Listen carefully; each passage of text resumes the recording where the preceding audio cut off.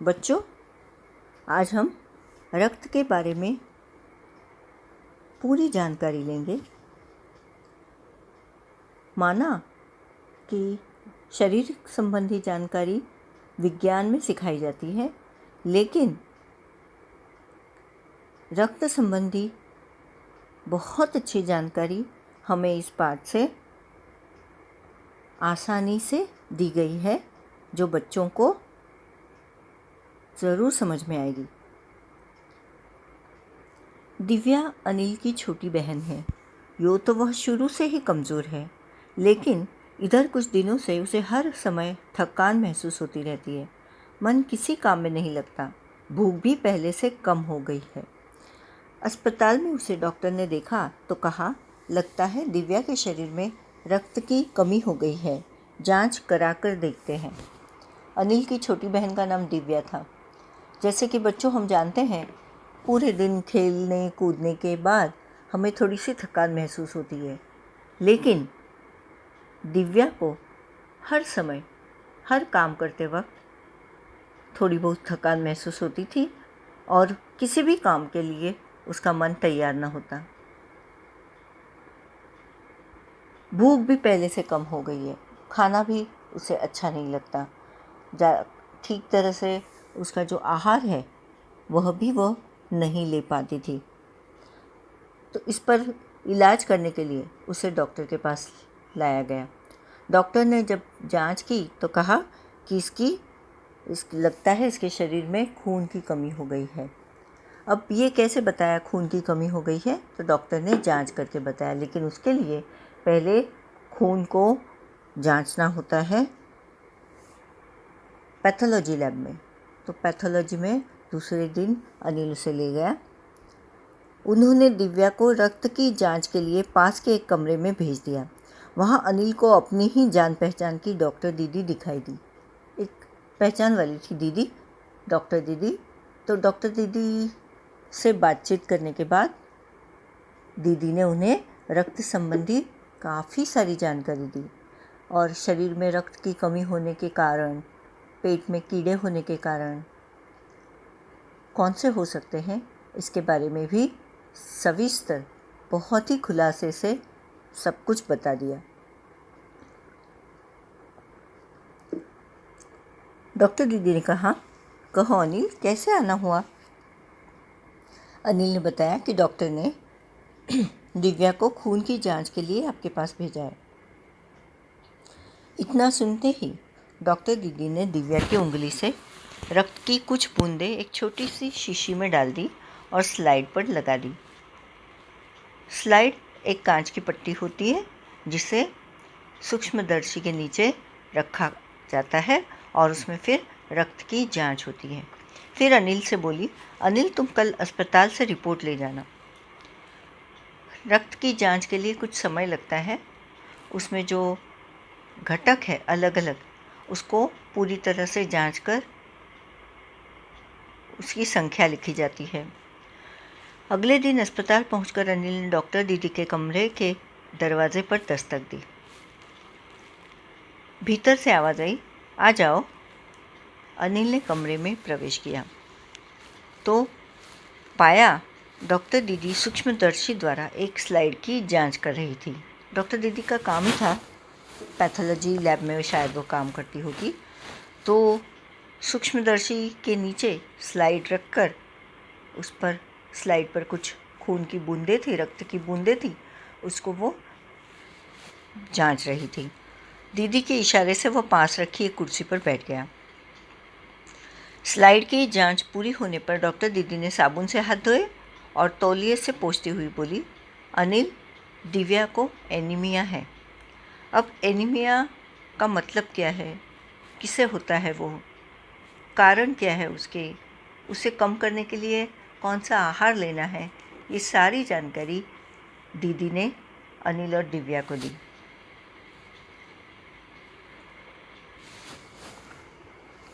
अनिल के मन में कुछ पूछने को हुआ। उसने पूछा, कुछ दिन दवा लेनी होगी तो ठीक हो जाएगी, चिंता की बात नहीं है। अनिल कुछ जानना चाहता था। अनिल के मन में जिज्ञासा हुई, जिज्ञासा कुछ जानने की इच्छा। वो बोला, दीदी एक सवाल पूछूं? हाँ हाँ क्यों नहीं, डॉक्टर दीदी ने कहा। एनीमिया से आपका क्या मतलब है दीदी? उसने पूछा। यह जानने के लिए तुम्हें रक्त के बारे में जानना होगा। एनीमिया किसे कहते हैं, रक्त क्या है, कौन कौन से घटक होते हैं, कमी से क्या परिणाम होता है, डॉक्टर दीदी ने कहा। फिर बोली, अनिल, देखने में रक्त लाल द्रव के समान दिखता है। द्रव यानी लिक्विड, तरल पदार्थ, किंतु इसे सूक्ष्मदर्शी द्वारा देखें तो यह भानुमति के पिटारे से कम नहीं। अब भानुमति का पिटारा किसे कहते हैं?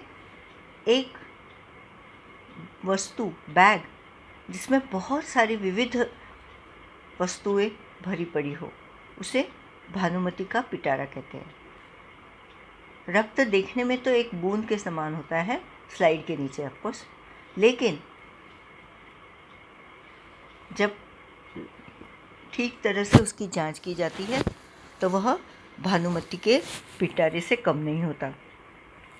मोटे तौर पर इसके दो भाग होते हैं। एक भाग जो तरल है, लिक्विड, जिसे हम प्लाज्मा कहते हैं। दूसरा वह जिसमें छोटे बड़े कई तरह के कण होते हैं, कुछ लाल, कुछ सफ़ेद और कुछ ऐसे जिनका कोई रंग नहीं, जिन्हें प्लेटलेट कण या बिंबाणु कहते हैं। तो लाल रंग के भी होते हैं, सफ़ेद रंग के होते हैं पेशियाँ, और कुछ होते हैं जिनका रंग नहीं होता। ये कण प्लाज्मा में तैरते रहते हैं। इतना कहकर डॉक्टर दीदी ने सूक्ष्मदर्शी के नीचे एक स्लाइड लगाई, उसे फोकस किया। फोकस यानी ठीक तरह से दिखने के लिए उसको एडजस्ट करना पड़ता है सूक्ष्मदर्शी को, और बोली, देखो अनिल, सूक्ष्मदर्शी द्वारा जो कण तुम्हें दिखाई दे रहे हैं, ये है लाल रक्त कण। लाल रक्त कण देखने में कैसे लगते हैं? तो ये देखकर अनिल ने कहा, अरे ये तो बालूशाही की तरह दिखते हैं, लेकिन खून में बहुत बड़ी मात्रा में होते हैं। स्लाइड देख मानो आश्चर्य से उछल पड़ा अनिल। रक्त की एक बूंद में इतने सारे कण, इसकी तो वह कल्पना भी नहीं कर सकता था। वह बोला, इन्हें देखकर तो ऐसा लग रहा है मानो बहुत सी छोटी छोटी बालूशाही रख दी गई हो। बालूशाही जो मिठाई होती है, उसके आकार के रक्त कण होते हैं, लाल रक्त पेशियाँ।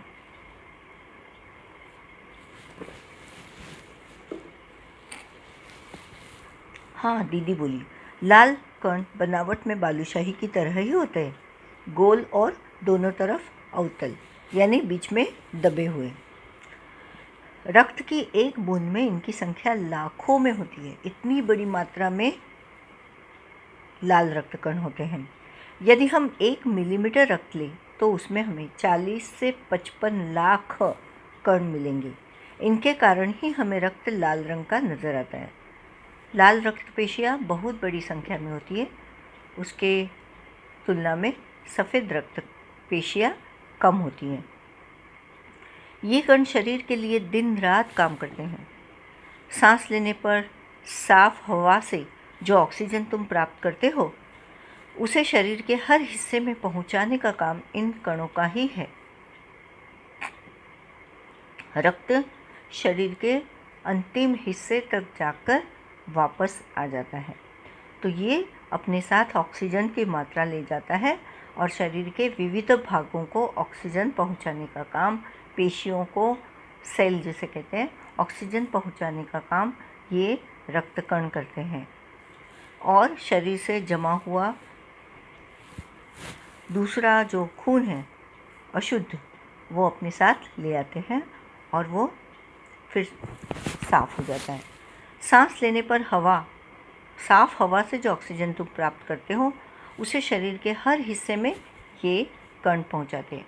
इनका जीवन काल लगभग 4 महीने का होता है।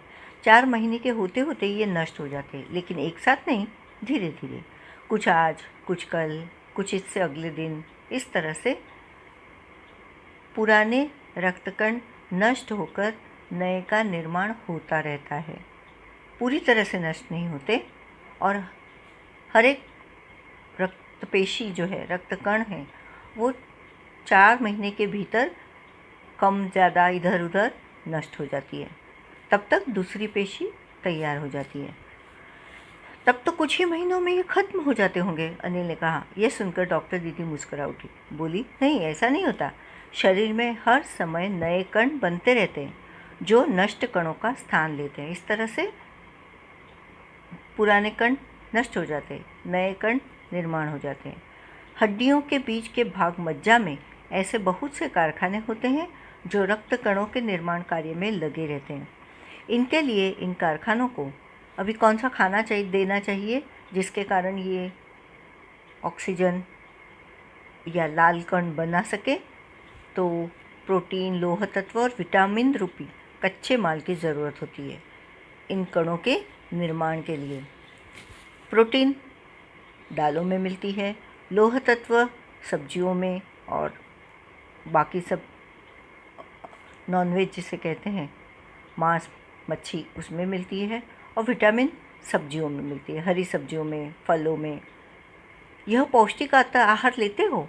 हरी सब्जी, फल, दूध, अंडा और गोश्त में ये तत्व उपयुक्त मात्रा में होते हैं। अगर हमें हमारे शरीर के लाल कणों को बढ़ाना है तो इस तरह का आहार लेना है जिसके कारण हमारे शरीर का लाल कणों का निर्माण सुचारू रूप से बनता रहे। यदि कोई व्यक्ति उचित आहार डाइट ग्रहण नहीं करता तो इन कारखानों को आवश्यकता अनुसार कच्चा माल नहीं मिल पाता। अगर हम ठीक तरह से पोषक आहार नहीं लेंगे तो लाल कण बनने में दिक्कत होगी। नतीजा यह होता है कि रक्त कण बन नहीं पाते, रक्त में इनकी कमी हो जाती है। लाल कणों की इसी कमी को एनीमिया कहते हैं। तो क्या संतुलित आहार लेने मात्र से हम एनीमिया से बच सकते हैं? अनिल ने कहा। संतुलित यानी बैलेंस डाइट जिसको कहते हैं, मतलब ठीक ठीक मात्रा में जो खाने में मौजूद सब विटामिन्स, मिनरल्स, प्रोटीन्स, फैट्स, ये जो होता है वो ठीक मात्रा में लेने को संतुलित आहार कहते हैं। दीदी बोली, हाँ, ये कहना काफ़ी हद तक सही होगा। यूँ तो एनीमिया बहुत से कारणों से हो सकता है, किंतु हमारे देश में इसका सबसे बड़ा कारण पौष्टिक आहार की कमी है। ये मुख्य कारण है जिससे हमारे शरीर में एनीमिया होता है। इसके अलावा इस रोग का एक और बड़ा कारण है पेट में कीड़ों का हो जाना। छोटे छोटे जीव पेट में जब होते हैं तो हमारे अन्न को नष्ट कर देते हैं। और ये कीड़े कैसे पेट में आ जाते हैं? ये कीड़े प्रायः दूषित जल और खाद्य पदार्थों द्वारा हमारे शरीर में प्रवेश करते हैं। खुले में जो हम अगर कोई चीज़ खरीदते हैं उस पर मक्खियाँ भिनभिनाती है, और भी बारीक सारीक छोटे बड़े कीड़े जो हमारी आँखों को दिखाई नहीं देते, वो इन खाद्य पदार्थों के द्वारा अनजाने ही हमारे पेट में चले जाते हैं। और पानी भी इसका मुख्य कारण हो सकता है।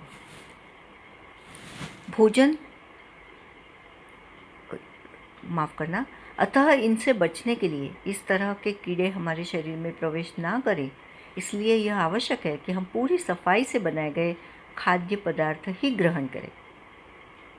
तो खाना बनाते वक्त साग सब्जी को धोकर लें, पानी साफ़ सुथरा इस्तेमाल करें और पूरी सफाई का ध्यान रखें। भोजन करने से पूर्व अच्छी तरह से हाथ धो लें और साफ़ पानी ही पिए।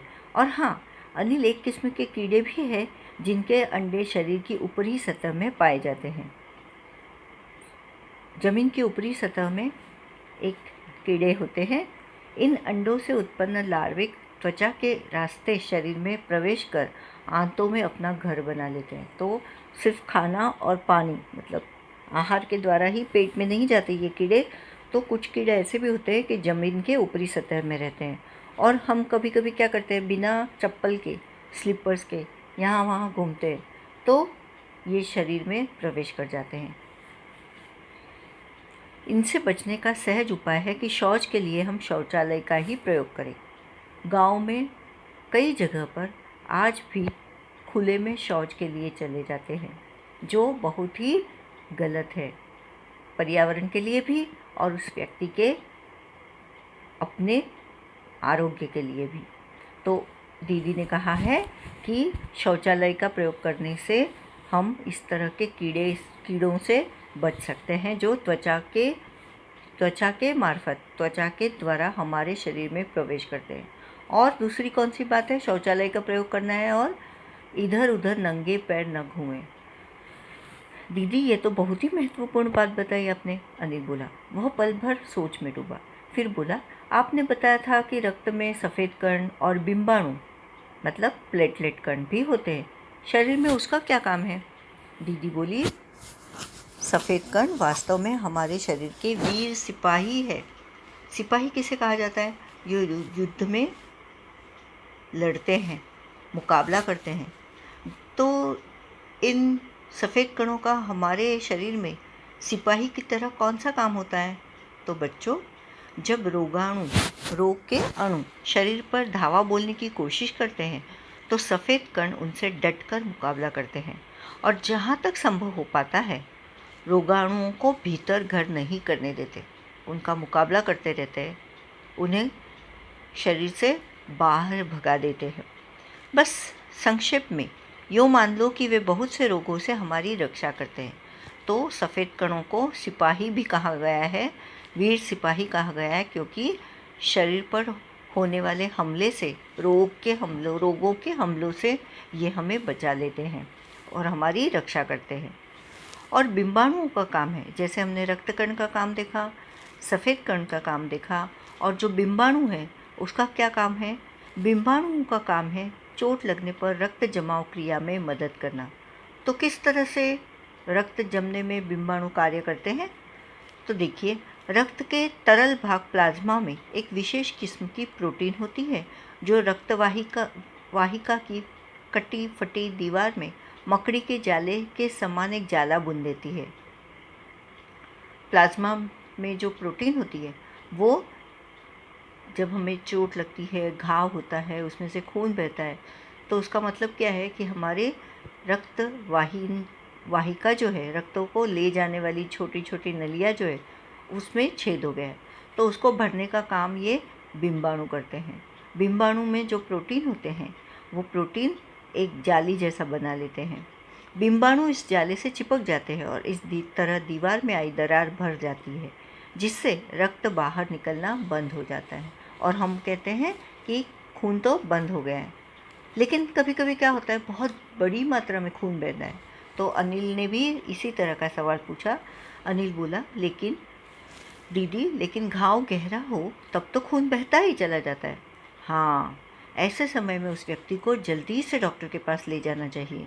ज़रूरत समझने पर ऐसी स्थिति से निपटने के लिए कुछ टाँके भी लगाने पड़ सकते हैं। जिस तरह हम कपड़ों में लगी सिलाई को टाँकों द्वारा बंद करते हैं, उसी प्रकार शरीर के किसी हिस्से में अगर त्वचा फट जाए, घाव हो जाए, तो उसको टाँकों से बंद कर दिया जाता है। अगर छोटी मोटी खरोंच है तो उसमें ज़्यादा किसी चीज़ के करने की ज़रूरत नहीं होती, उस घाव को धोकर एंटीसेप्टिक मलहम लगाने से काफ़ी हो जाता है। लेकिन बड़ा जख्म हो, बड़ी चोट हो, तो उसके ऐसी स्थिति में डॉक्टर के पास ले जाना बहुत ही ज़रूरी होता है। किंतु डॉक्टर के पास पहुंचने तक के समय में चोट के स्थान पर कसकर एक साफ कपड़ा बांध देना चाहिए। दबाव पड़ने से रक्त का बहना कम हो जाता है, जो उस व्यक्ति के लिए काफ़ी लाभप्रद सिद्ध होता है। किंतु अगर बहुत अधिक रक्त बह जाए तो उसे रक्त चढ़ाने की ज़रूरत भी पड़ सकती है, दीदी ने समझाते हुए कहा। कई बार होता है एक्सीडेंट में या ऑपरेशन करते वक्त बहुत ज़्यादा खून देना पड़ता है, खून बह जाता है, इसलिए उसको पूरा करने के लिए, उस लागत को पूरा करने के लिए दूसरा खून चढ़ाया जाता है। अनिल ने कहा, क्या ऐसे समय में किसी भी व्यक्ति का खून काम आ सकता है?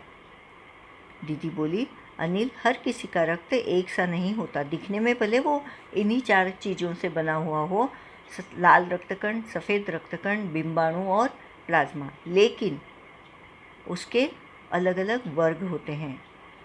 हर एक इंसान का खून एक जैसा नहीं होता। कुछ विशेष गुणों के आधार पर रक्त को 4 मुख्य वर्गों में बांट दिया गया है। मतलब ए, बी, ए बी, ओ। तो इनके पॉजिटिव और निगेटिव इस तरह से 4 मुख्य गट और उसके दूसरे गट 8 इस तरह से बनते हैं। मतलब पॉजिटिव और निगेटिव भी। लेकिन ज़रूरत के समय यदि उस ज़रूरतमंद व्यक्ति के रक्त समूह की जांच करने के बाद कि कौन सा रक्तगट है इस इंसान का, उसको उसके हिसाब से रक्त चढ़ाया जाता है, उसे उसी रक्त समूह का रक्त चढ़ाया जाता है। लेकिन ज़रूरत के समय यदि उस रक्त समूह का कोई व्यक्ति मिले ही नहीं, तब अनिल ने पूछा। तो ऐसी आपात स्थिति के लिए ही ब्लड बैंक बनाए गए हैं। ब्लड बैंक जिस तरह हम पैसों को बचाते हैं, उसी तरह बहुत ही अलग तरीके से रक्त को इस बैंक में सुरक्षित रखते हैं और ज़रूरतमंदों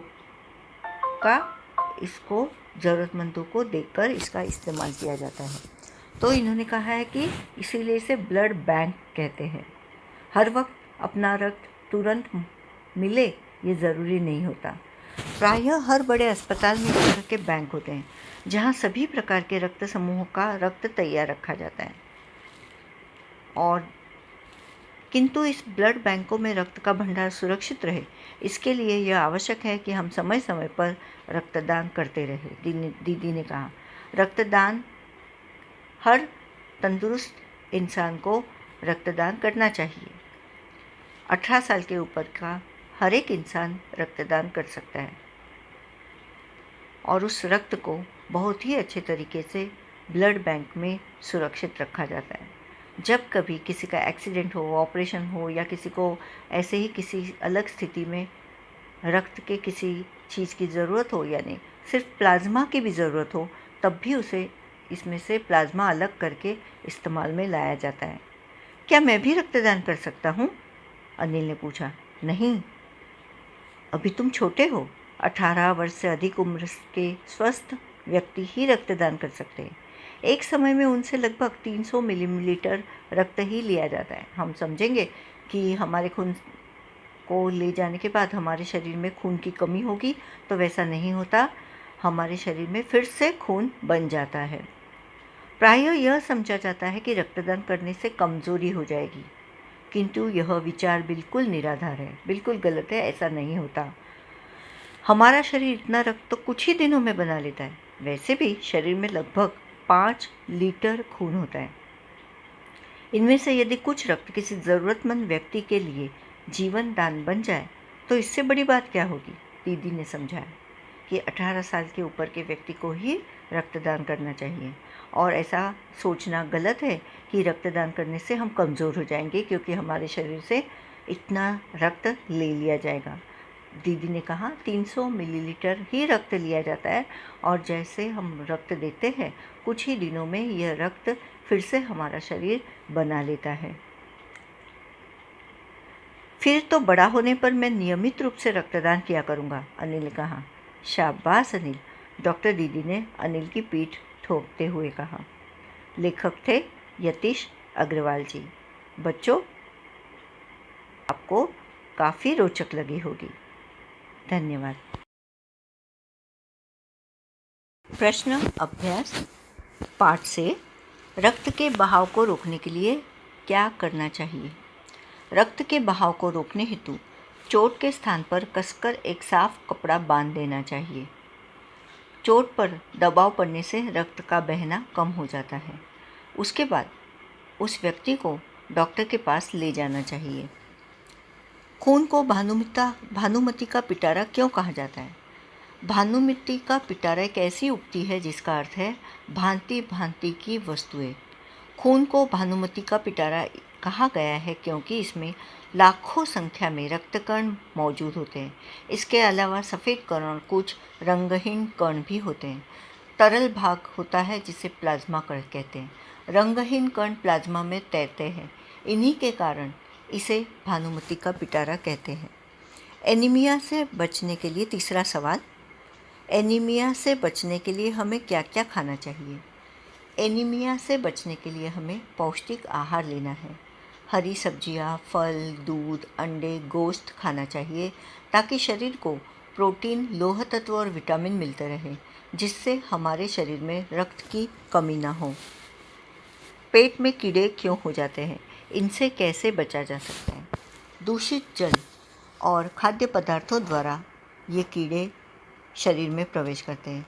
इनसे बचने के लिए हमें पूर्ण सफाई से बनाए गए खाद्य पदार्थ ही ग्रहण करने चाहिए। बाहर फेरी वालों के पास मिलने वाले किसी भी पदार्थ को ग्रहण नहीं करना है। भोजन करने से पूर्व अच्छी तरह से हाथ धो लें और साफ पानी पिए। शौच के लिए शौचालय का ही प्रयोग करें और इधर उधर नंगे पैर ना घूमें। 5वां, रक्त के सफ़ेद कणों को वीर सिपाही क्यों कहा गया है? रक्त के सफ़ेद कणों को वीर सिपाही कहा गया है क्योंकि जब रोगाणु शरीर पर धावा बोलने की कोशिश करते हैं तो सफ़ेद कण उनसे डटकर मुकाबला करते हैं और जहाँ तक संभव हो पाता है रोगाणुओं को भीतर घर नहीं करने देते। बहुत से रोगों से हमारी रक्षा करते हैं। सवाल 6, ब्लड बैंक में रक्तदान से क्या लाभ है? ब्लड बैंक में रक्तदान करने से आवश्यकता पड़ने पर उस रक्त को ज़रूरतमंदों को दिया जाता है। आपातकालीन स्थिति में ब्लड बैंक में जमा रक्त रोगी को देने से उसकी जान बच सकती है। 7वां, सांस लेने पर शुद्ध वायु से जो ऑक्सीजन प्राप्त होती है उसे शरीर के हर हिस्से में कौन पहुंचाता है? जवाब है 4 सब ऑप्शंस दिए हैं, सफ़ेद कण, लाल कण, सांस नली, फेफड़े, और जवाब है लाल कण। पाठ से आगे, रक्त में हीमोग्लोबिन के लिए किस खनिज की आवश्यकता पड़ती है?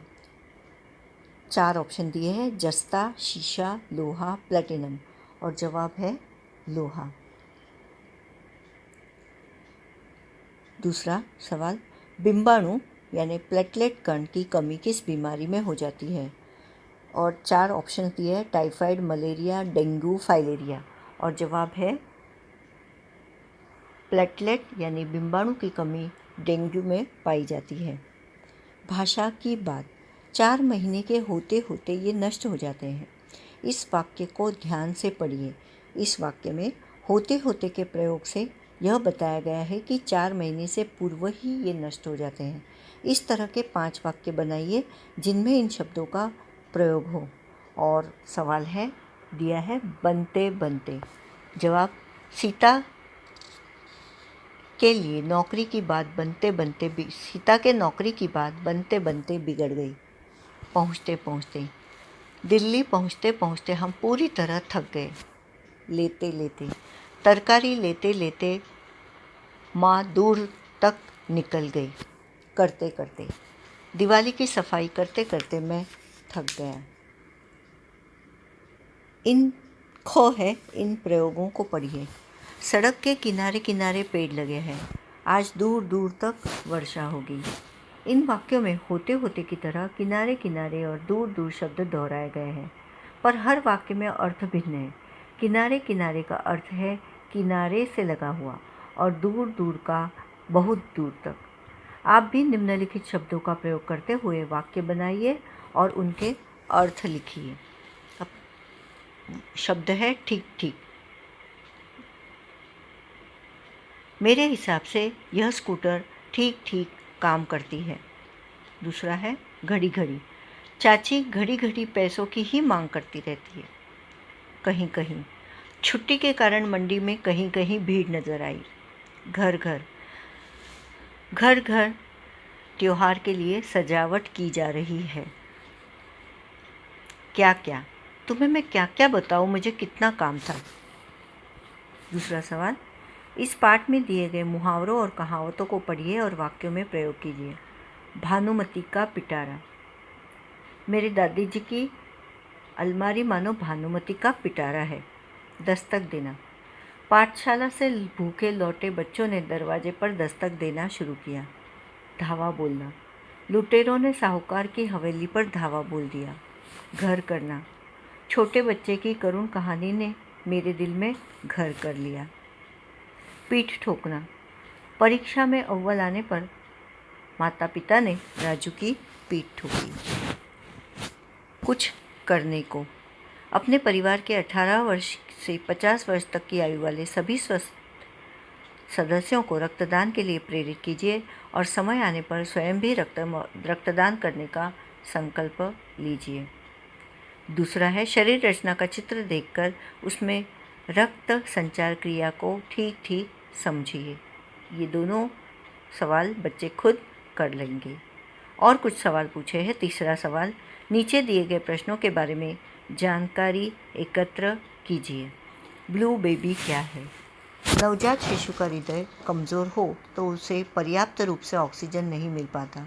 धीरे धीरे उसका शरीर पीला होने लगता है क्योंकि ऑक्सीजन की कमी से खून सही रूप से पूरे शरीर में प्रवाहित नहीं होता। ख, रक्त के जमाव की क्रिया में बिंबाणु यानी प्लेटलेट का कार्य क्या है? रक्त जमाव की क्रिया में बिंबाणु की प्रमुख भूमिका होती है। जब कोई चोट लग जाए तो रक्त के तरल भाग प्लाज्मा में एक विशेष किस्म की प्रोटीन रक्तवाहिका की फटी दीवार में जाला बुन देती है। बिंबाणु इस जाले से चिपक जाते हैं और दीवार में आई दरार भर जाती है और रक्त का बहाव रुक जाता है। इस तरह प्लेटलेट का कार्य बहुत ही मुख्य होता है। रक्तदान के लिए कम से कम कितनी उम्र होनी चाहिए? ग, रक्तदान के लिए कम से कम 18 वर्ष की आयु होनी चाहिए। घ, कितने समय बाद दोबारा रक्तदान किया जा सकता है? 6 महीने बाद दोबारा रक्तदान किया जा सकता है। ग, क्या स्त्री का रक्त पुरुष को चढ़ाया जा सकता है? जी हाँ, स्त्री का रक्त पुरुष को चढ़ाया जा सकता है अगर रक्त समूहों का वर्ग एक ही हो तो। चौथा सवाल, शरीर के किसी अंग में अचानक रक्त संचार रुक जाने से क्या क्या परिस्थितियां उत्पन्न हो सकती है? जवाब है, शरीर के किसी अंग में अचानक रक्त संचार बंद हो जाए तो मनुष्य का वह अंग काम करना बंद कर देता है।